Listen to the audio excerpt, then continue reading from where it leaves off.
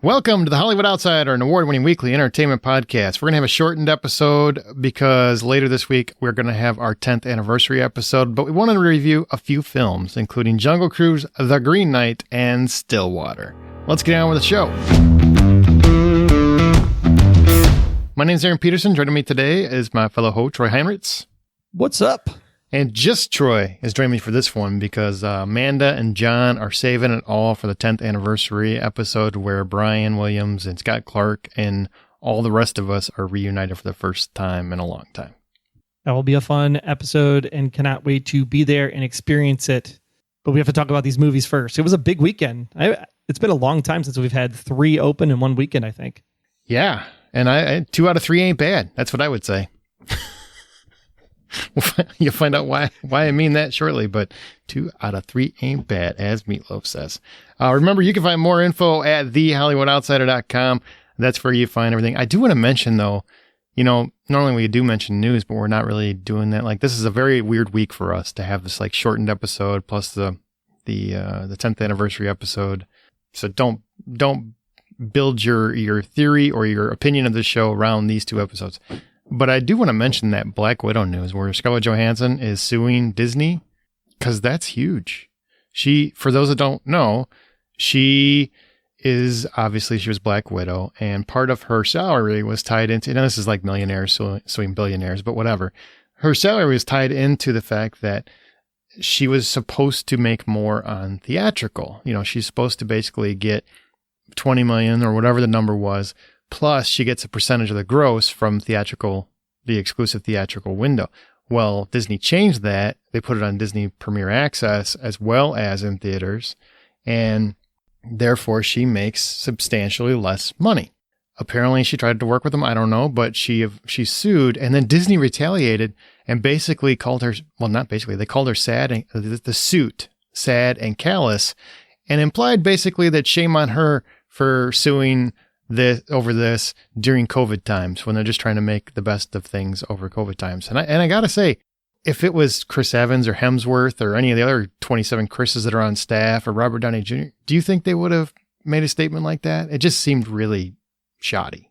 Yeah, I think it was a complete, I'd say, a dick move on Disney's part because, yeah, we all understand why the circumstances are there, but a contract is a contract and you need to make sure you hold up those contracts because you changed the game from what the original contract was stated.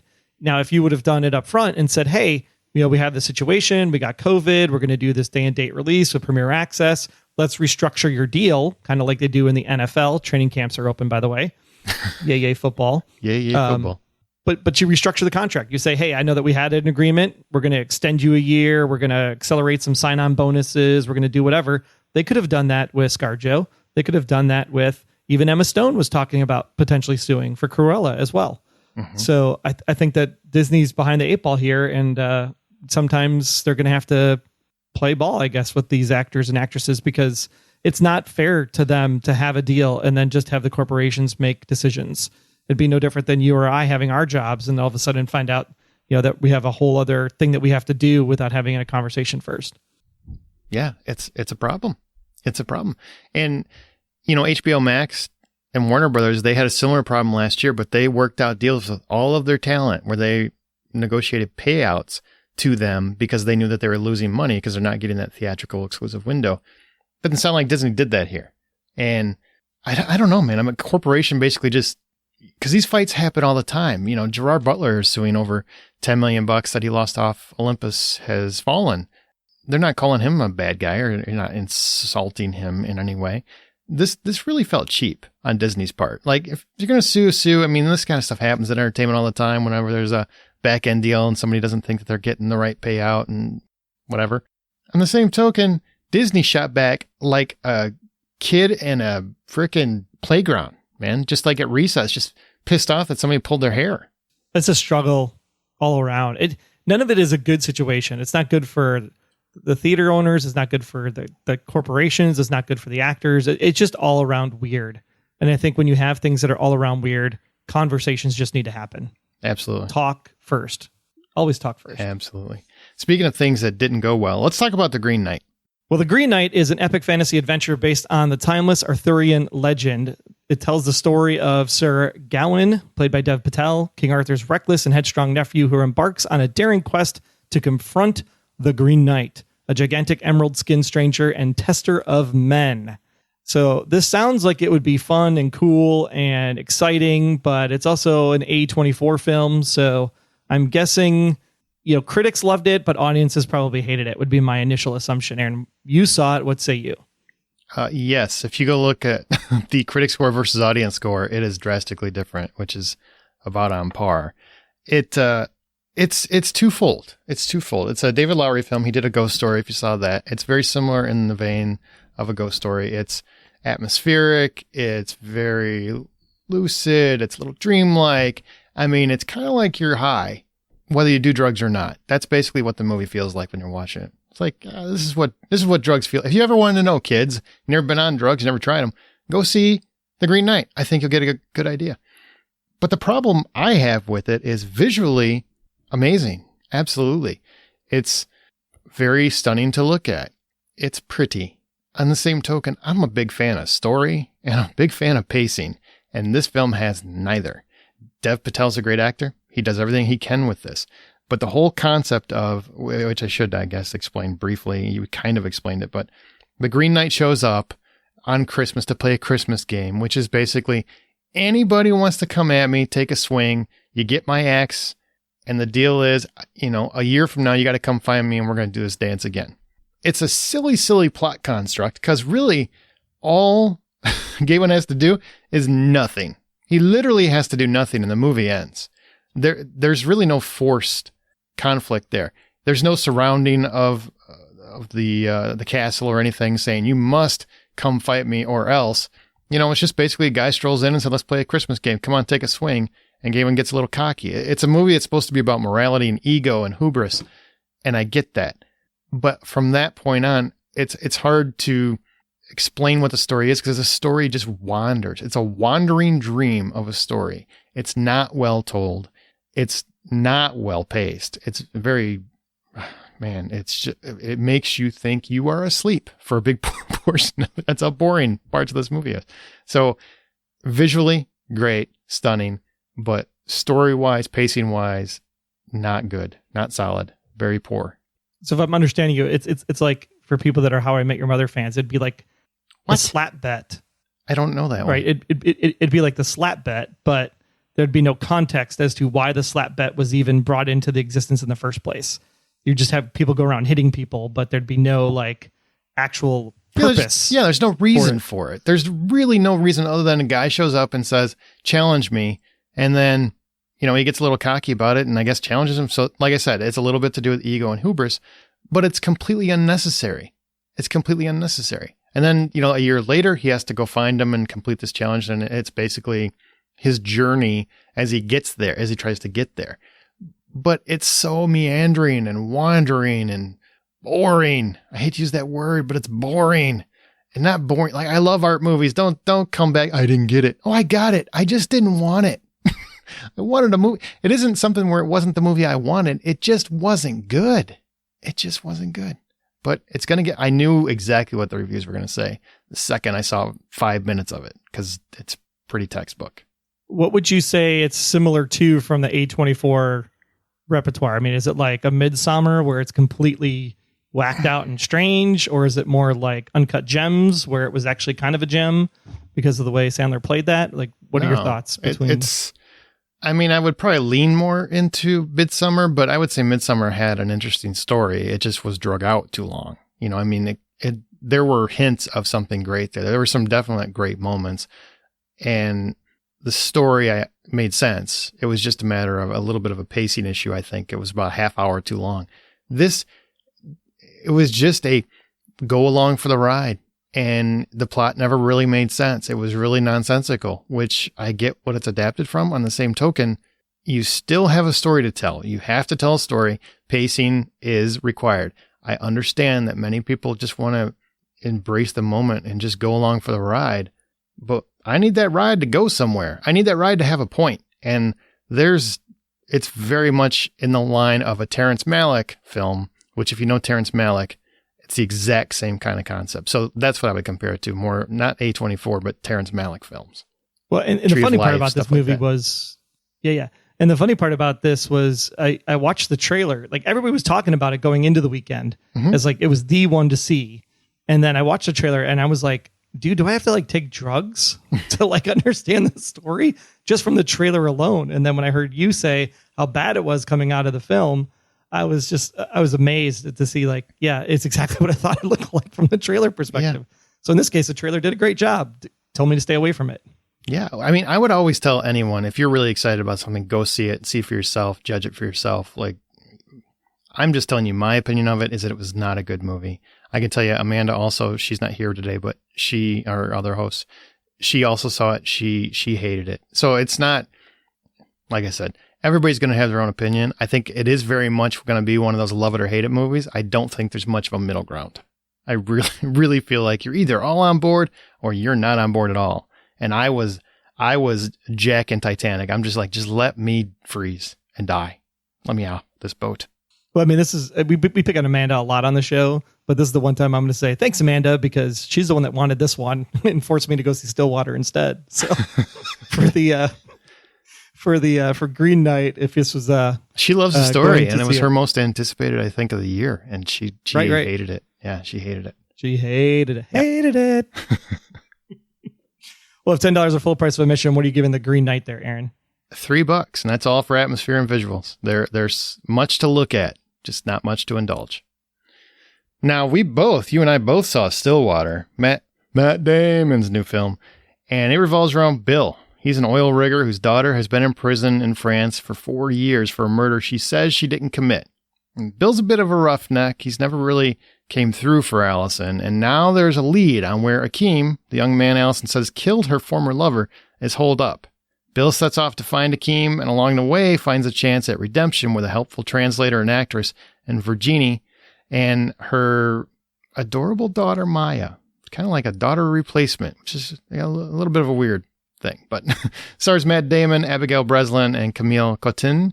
So the layout here is much different than the trailer alluded to, like in contrast to The Green Knight.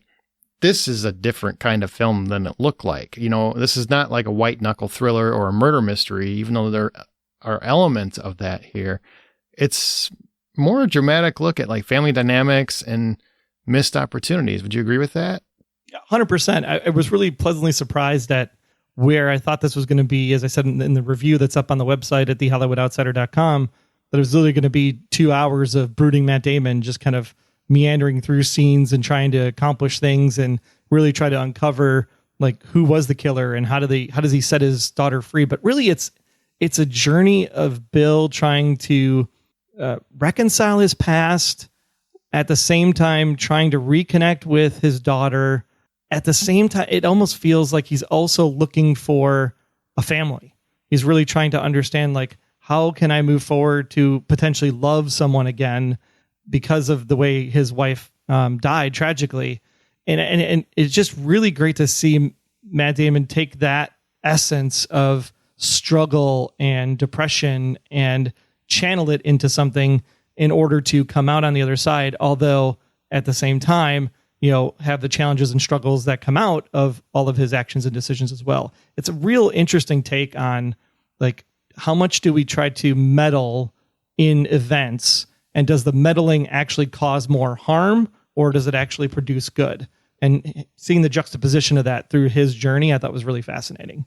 Yeah. And he really goes up and down in terms of darkness. And what I find interesting about everything is that in the story construct, Bill very much is not a great dad, right? His wife passed away. He wasn't around a whole lot. He's an oil rigger. So, I mean, he was always gone. He's always, you know, basically is an absentee dad, which definitely affected Allison's upbringing and her opinions on life and why she wanted to get out of America, go to France and learn overseas and whatnot. On the same token, it's very clear that Bill is just a screw up through and through, at least from Allison's point of view, even though he tries to do his best. And I find it not funny, but I find it intriguing that they stuck with that, because I feel like too often in movies, you know, when you have a character who's painted as a screw up, gets the opportunity to do the right thing, nails it, right? He just looks like a hero right out the gate. And that doesn't happen here. Like, Bill is a screw up. I mean, that's just who he is. He makes really bad choices in life, and he continuously does so, even though he's trying to do the right thing. He just can't find the right way to do things. You know what I mean? And I love that they established that really early in the movie too, just with a simple dinner, lunch, whatever they were having with his friend that has been helping the family. And she said that, hey, did you do my renewal for my registration for the car? It's grandma, her grandma. Yeah. And grandma, it was a grandma. Okay. The fact that he said that he did it, but then of course she had the envelope and caught him in his own lie, I think just shows like how much he's of a screw up he is. And even the simple stuff then escalated into how critical this is to find the information and the person who could potentially set his daughter free. Right. And Matt Damon's obviously embracing a full-bodied Okie here. And director Tom McCarthy kind of dances around political ideology here and there. How did you feel about Damon's take on Bill as a character? I thought it was great. I thought he really had the blue collarness down to him.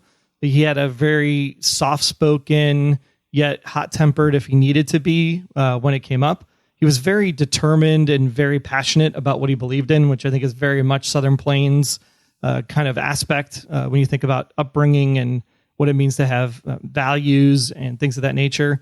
When he gets over to France and he's hanging out with Virginie, played by Camille Cotin, then you get this juxtaposition of like, how does he fit into this artistic, high-class society? There's a dinner sequence where she's definitely hanging out with some of the upper echelon, white collar type class, and you see Bill sitting there, and he just looks like a fish out of water the entire time. Mm-hmm. So I think Matt did a really great job trying to represent what the Southern Plains, what do you want to call it, Bible Belt type person is, yet also of the time, because this was taking place in 2013, right after the Shawnee, Oklahoma tornado, which is established right at the beginning of the episode, because this is also during the time of like the OxyContin crisis.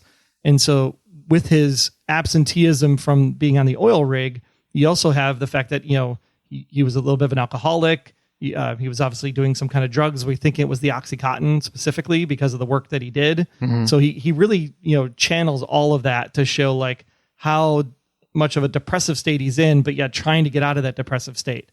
And how is he able to do that through this entire process of going to see his daughter in this prison at this particular moment?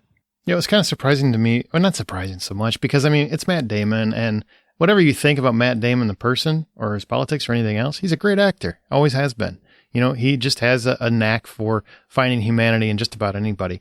And I really like how he approached the character because I've got a lot of people that are very similar to Bill in my family. And so it was kind of important to me when I'm rolling in to see Stillwater that, I know Matt Damon is very liberal in politics. And I know that this character is very conservative in politics, or at least appears that way. So I was very concerned, like, are you going to be like just disrespectful and it's just going to be one of these bashing ceremonies? Because I don't want to watch that movie. I just don't. I have people on both sides of that fence in my family, and I think they both deserve respect.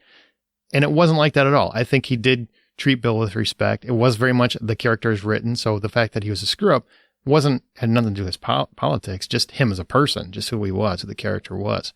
And I really loved how Damon played him and loved the relationship that he had with Maya. I just found that to be a really wonderful dynamic to contrast the fractured relationship he had with his own daughter. And it's almost like he challenges himself in that regard to say, like, can I be a better dad to Maya? But at the same time, it's almost selfish in a way too. So he's really playing off of those two angles, because he's trying to replace something that he lost with this new family, and even gets almost to the point where that's going to be a permanent thing, I think, at some point. But then obviously there's things that happen. So just watching that relationship grow, it's like, well, why couldn't you do that for your daughter? And why is your daughter in this situation? Because it seems like you're a perfectly normal guy now. So what is it that changed? And I think that's what you're really trying to understand in this particular character, is what changed in him in order to get him to this point. Yeah, and I really love that the film is more about characters and their evolution and their choices and how they got from point A to point B. And are they going to stay at point B, or are they going to finally evolve to point C? You know what I mean? Or are they going to go back to point A? I mean, what is the evolution of the characters? Because there comes a point probably about, speaking of pacing with Green Knight, probably about hour and 15 minutes in, that you think the movie is going to be going one completely different way. It's going to be a thriller. It's going to be straightforward with that angle. And then it ends up kind of taking a side spin into family dynamics for a good half hour, 45 minutes. You know what I mean? Changes the dynamic of the film completely, because it's not what I expected. It wasn't bad in any way. It just wasn't what I expected. How did you like how the story played out in terms of, because it isn't what you thought it was going to be? Yeah, I mean, I went in completely thinking it was going to be a retread of the Amanda Knox saga, right? Story, whatever you want to call it. You know, we saw it play out on the news. So it's like, well, what are they going to do here that's different? What's going to be interesting, or how are they going to spin it? And then how do you keep it interesting? Because you know that Amanda Knox eventually was, acquitted and apologized to for being in jail for 4 years, when she didn't need to be there in the first place. And so what are you going to do here? Is it going to be did she not kind of murder mystery kind of movie? Because that's what we assumed it was going to be going in, that you're going to get some extra nugget of stuff that people still think Amanda did in the real case. And when you came in and saw that it was really just about Bill and Bill's journey, I was like, oh, this is a completely different movie than I thought. And so I just let the movie happen rather than trying to make it what I wanted it to be or what I thought it was going to be. I just absorbed what I saw on screen. And because of that, I thoroughly enjoyed it a lot. Probably still was 20 minutes too long, though. When It was. There was definitely some parts that drug out. So $10 full price for admission. What do you give Stillwater? $6.50.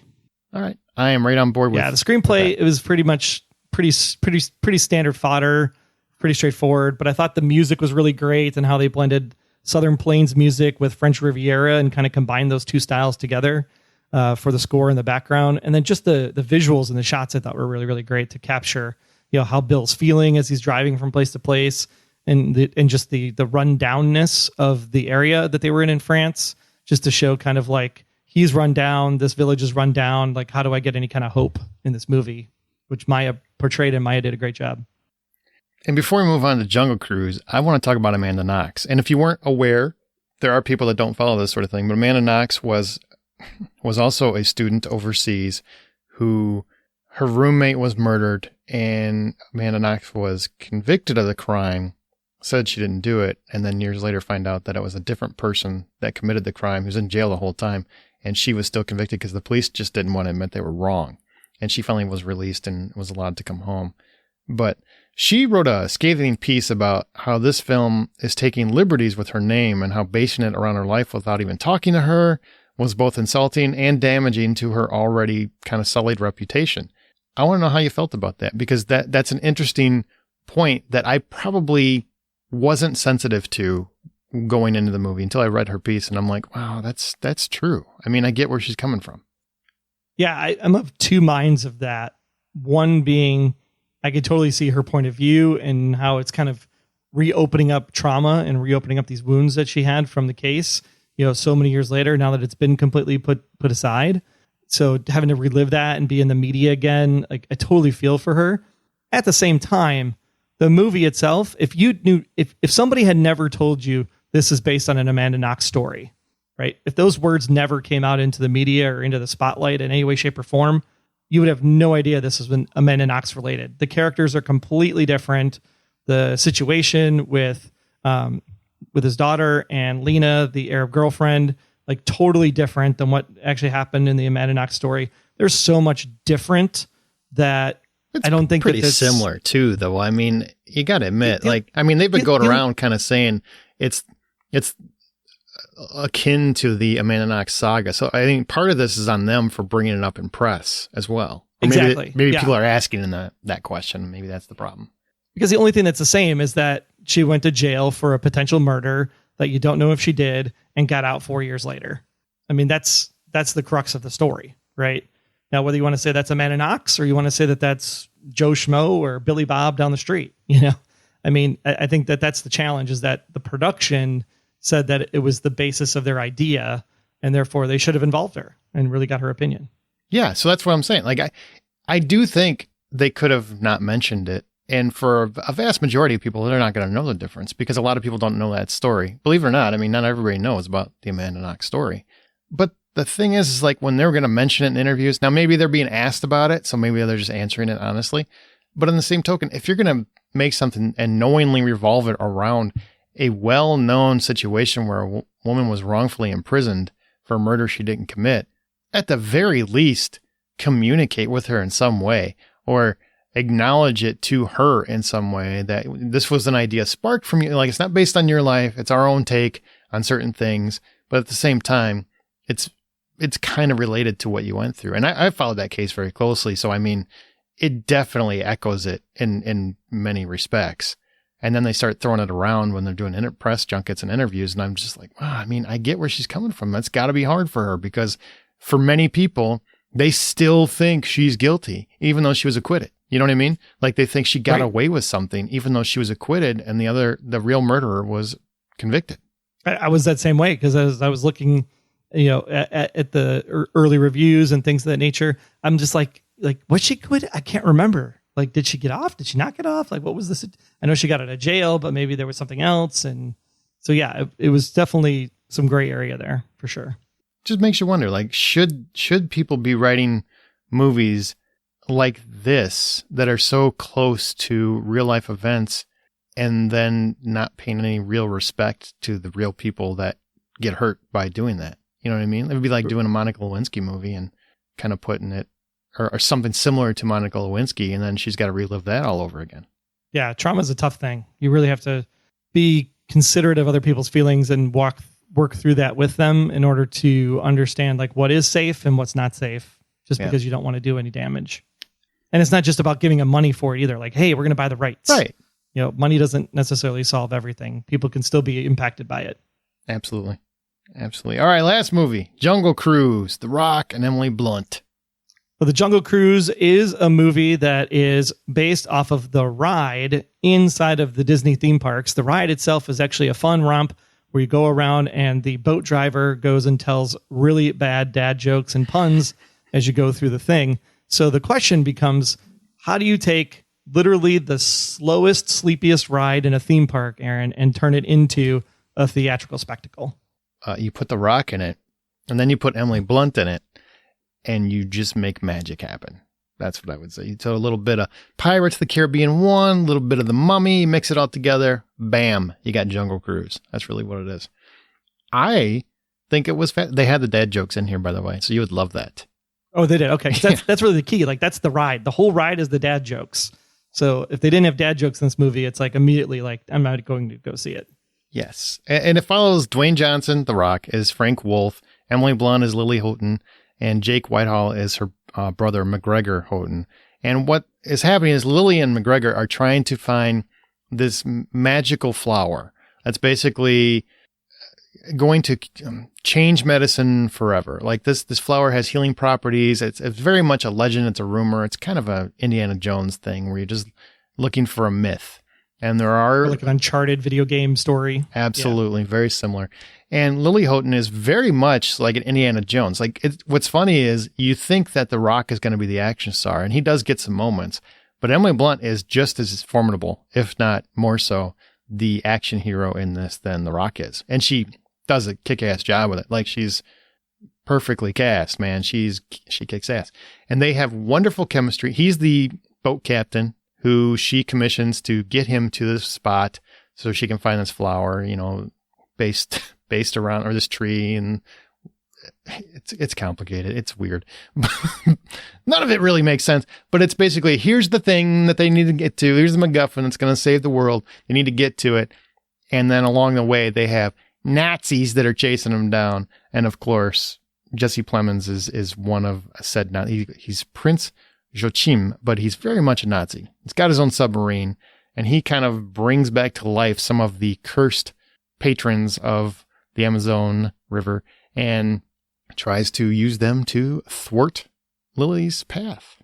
That's the story. So I know Indiana Jones is synonymous with Harrison Ford, but would you say like this could have been an Indiana Jones movie more than a Jungle Cruise movie, or does it really pay homage to the ride in the theme park more? I mean, dude, you've been on the ride. The ride is boring as hell, right? I mean, it's something to do with your family, but it's more like, well, the kids can fit on this one, so I guess we'll knock this one out, kill some time for 15 minutes, right? Am I wrong? True story. I actually went on the ride because I needed to build a PowerPoint in literally 10 minutes. And I literally on my phone built a PowerPoint on the Jungle Cruise and sent it off when I got off the ride. Exactly. That's the kind of ride it is. It is not excitement. It is not, a real fantastic time. But the movie's a blast. I mean, it's very much recalibrated to be an Indiana Jones style in terms of thematic material ride.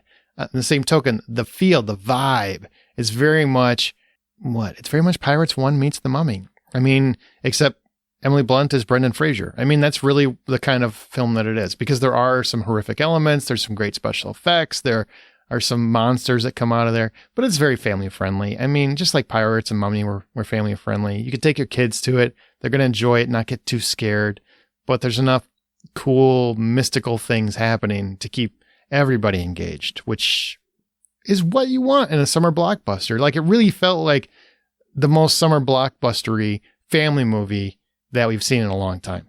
Now, I know you're very much on the side of you must go see stuff in the theater, but given the fact that this is a family oriented movie, like, do you think that this would suffice paying the $30 for the premiere access on Disney Plus because it's just cheaper for 4 people to see the movie doing it that way? Or do you think this is something that was well enough, spectacle enough that it should be experienced in either the big screen IMAX or AMC Prime? Well, come on, man. Man, theater, always theater is what I'm going to always say. It's just the way that I roll. I prefer to see something in a theater, but I will say, be critical. Could I see it at home and it'd be fine? Yeah. And I get there's things happening right now that make people a little more leery. Okay, fine. Of the Disney Premier Access titles that have been out there, was it Black Widow, Cruella, Raya, and The Last Dragon? Wasn't that one of them? This one, Jungle Cruise. I would say that this is the one that I would say is most beneficial from that, because, I think Cruella is kind of slanted in terms of who's going to enjoy it. I think Black Widow is kind of slanted in who's going to enjoy it. I really feel like Jungle Cruise is an all around, everybody loves it kind of movie. I don't really feel like anybody in your family is not going to enjoy it. Even grandma might like it. You know what I mean? And in the same token, your kids, if you have smaller kids, they're going to want to rewatch that a lot. So yeah, I could see the justification for it. I wouldn't do it. I would get my ass to a movie theater to see it. But if you would prefer to watch it at home, I could see the justification for it. Well, that then for Jungle Cruise at $10 was the full price of admission. What would you give it? Hang on, I'm not done yet. Oh, you're not done yet. I got more I want to mention. I want to mention like the chemistry between Dwayne Johnson and Emily Blunt. A lot of times when I go and see a new movie that obviously is a potential franchise starter, I'm just, the whole time I'm watching it going, well, this is obviously just built so they can make 4 more of these, right? I mean, that just feels like a lot of the things that are coming out of Disney and other places these days. Rarely do I watch one and by the end I'm like, God, I just want more with those two. Like, I just think they were so fun to watch. I need more of them. They play off each other so well. I mean, he's just so dry. She's so animated. There's a lot of back and forth, and the fact that she refuses to wear dresses like women did during the time. He keeps calling her pants because she's always wearing trousers. And there's like some fun play with that. Women's dynamics are a high point of the film, but not so it's like overbearing or anything like that. Just witty asides that really work. And their back and forth chemistry, and Jack Whitehall is really good too. Their back and forth chemistry is so good. By the end of the movie, I was just like, I want more of these. Like, I want more. People go see the theater, go repeat business, go do whatever you got to do to make me get another Jungle Cruise. I never in a million years thought I'd say this in my lifetime, because I did not care about this movie coming into it. It's kind of the opposite of the Green Knight. I had low expectations, but I had a blast from start to finish and was never bored, was never disinterested, but it was just more about like just watching everybody have fun. And I needed that. I just haven't had that in a theater much lately. I needed that. Yeah, that's what I wanted to add. All right, so $10 full price admission. What do you give Jungle Cruise? $8. There you have it. Those are the 3 big ones from last weekend. I don't know if it's going to be a while before we have another big weekend like that. I do want to mention I did see Playing God, which is a new film that's coming out on video on demand on August 6th. You'll find a written review of it on the site, but it's got Alan Tudyk in it. Alan Tudyk. Ooh, which you can't really go wrong with Alan Tudyk, right? Nope, sure can't. It revolves around these two twins, Micah and Rachel, who are basically con artists, and they find a huge mark in Ben, who's played by Alan Tudyk. And how they're going to use him to get to his money is they're going to convince him that he can have a sit down with God, because his daughter passed away years earlier. And ever since then, he has done everything he can because he wants to talk to God. He's going on different kind of missions and different kind of spiritual retreats and everything else, just trying to find God because he's desperate for answers as to what happened. So they set up Michael McKean to play God and con this guy out of his millions, because he has millions. And it's a really interesting movie. If $10 full price of admission, I give it $6. I really enjoyed it. Alan Tudyk sells the whole thing because it's a very tough plot to swallow. It is a tough plot to swallow. Like, how do you convince this guy who's obviously incredibly smart that there's a possibility he might actually be talking to God? But they do it. And I think it works very well. And it's all directly related to Alan Tudyk and Michael McKean's performances. So if you're looking for something that's a little interesting, it's got a little ideology, a little theological debate, a little philosophy, I think that's an interesting film to watch. Whew. Yeah, that's about it. I got nothing else, man. We got our 10-year anniversary coming up. We're just going to have some fun and play some games and just BS a little bit. That's going to be later this week. It's going to be Wednesday or Thursday, one of those. But I want to say thanks, everybody, for listening. You can find Troy at Troy Heinrichs on Twitter, as well as the Blacklist Exposed podcast, as well as the Hollywood Outsider. You can find me on Presenting Hitchcock, which a new episode is out, or at Aaron Smirks. And the HollywoodOutsider.com is our website. At Buy Popcorn is the Twitter. Thanks for joining me for this, Troy. I mean, this is kind of a thing we threw together just to get some reviews out there this week. Yeah, no problem. Glad to be here and keep going to the movies. Hopefully we can keep the fun rolling as we move into the fall season. Yeah, please keep the theaters open. Well, the next time you head to a theater, remember, buy popcorn.